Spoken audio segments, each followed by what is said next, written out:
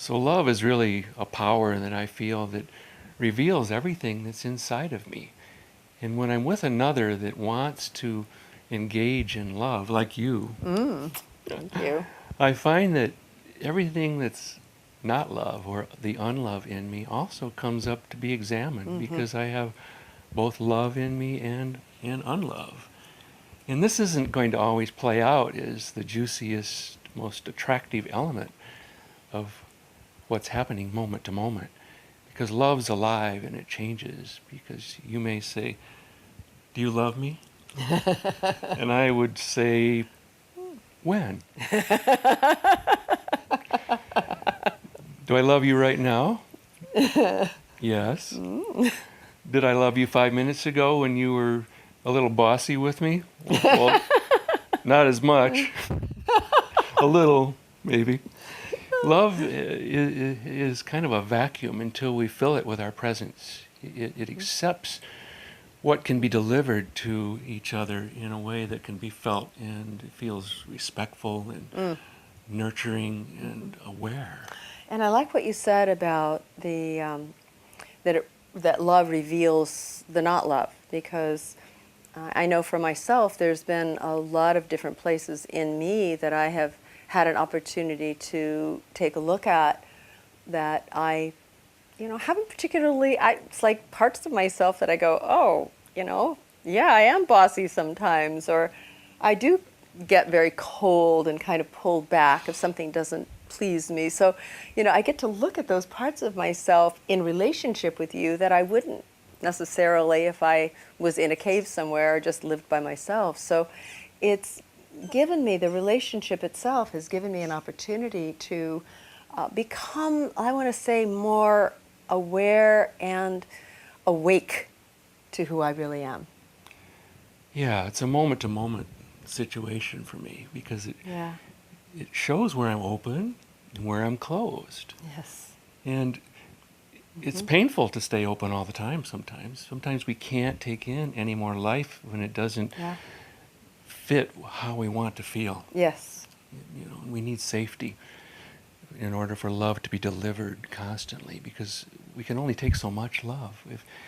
If our ability to receive love goes over the edge, it isn't very pretty.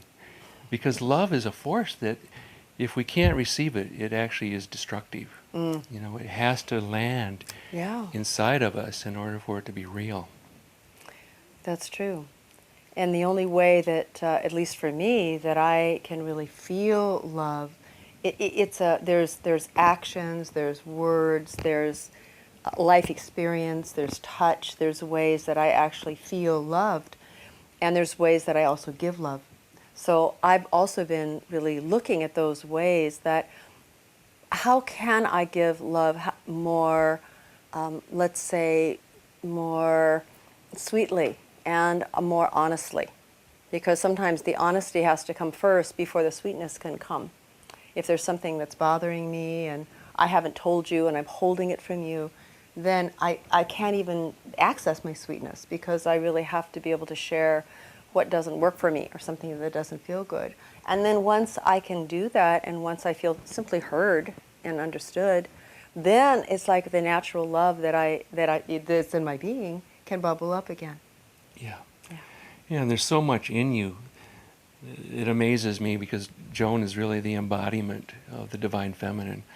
And in her core, which is so easily accessed when I'm in my presence with you, there's just an unlimited amount of love. There's actually nothing that stops. We have to be able to digest it because all of our unlove, and when I say unlove, I'm really talking about our shadows, which is a whole other body of work. It's kind of like really the places where you don't feel worthy of love. If I don't feel really worthy of love and all this love is coming at me, it's like at some point I'm going to put up my shields and go, stop. I'll do something. I'll say something. I'll do, just go, no more, no more. Even though I'm unconscious, I'm not conscious of doing that, but that's what I realize I do.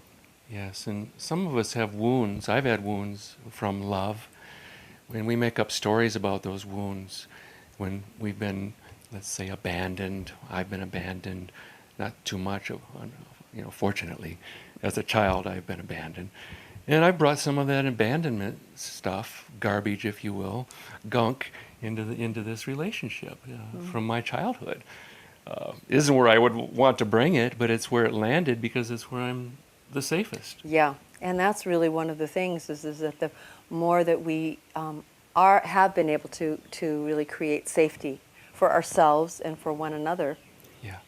So that's where we do the healing, is in the arms of love. That's where we find the refuge from all the pain, all the trauma that's been inflicted on us, and can find ways to let it go.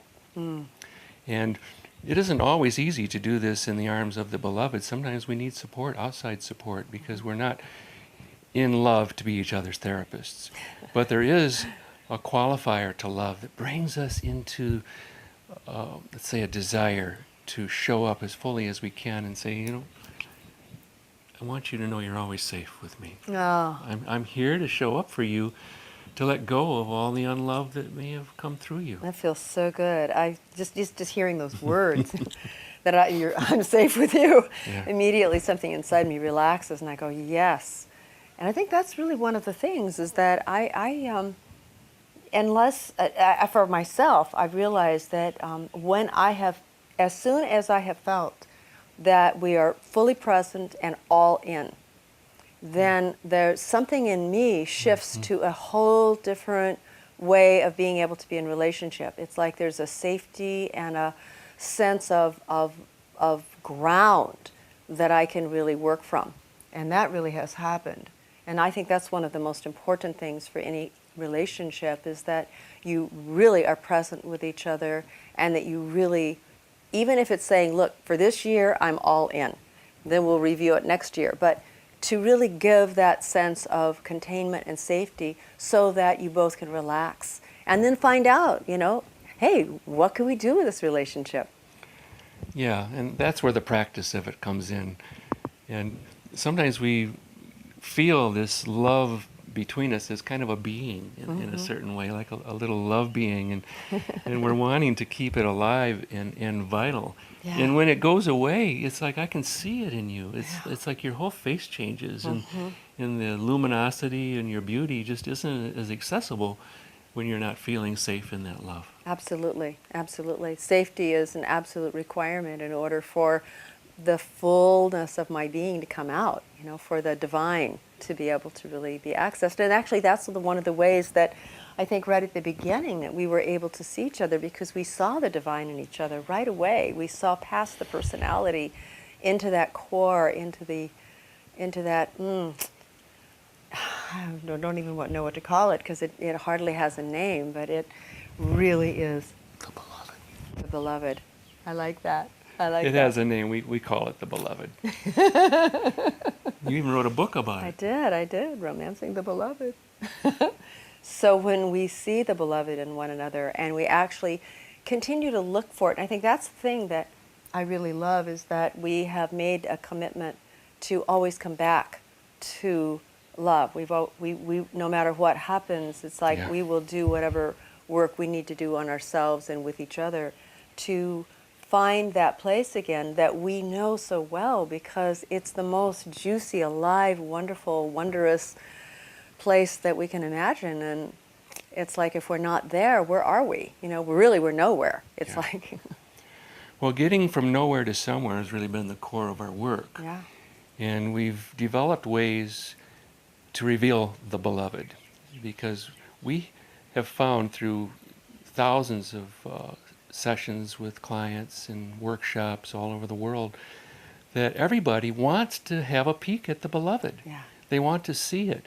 And so we've developed some strategies to reveal this deeper quality of beauty that lives within the heart, if you will, the soul of every person.